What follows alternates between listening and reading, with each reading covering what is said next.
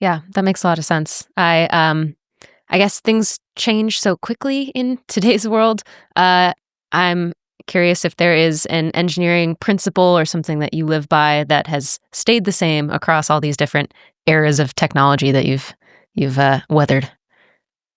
That's a tough one, but Make the secure thing to do the easy thing to do. Yes, that's a good one. Yes. Mine is always that nothing can't be solved by another layer of abstraction. ooh, that's good. So, I mean, just from a design principle, yeah. I mean, it sounds kind of cheeky, but it actually is true. I mean, you actually, when you think of things that way, that solving the problem sometimes means solving it at another level, then it sometimes makes it easier and sometimes more fun. If I can add a joke one, it's always DNS. Goodness. It's always. Ben, do you have one that you live by?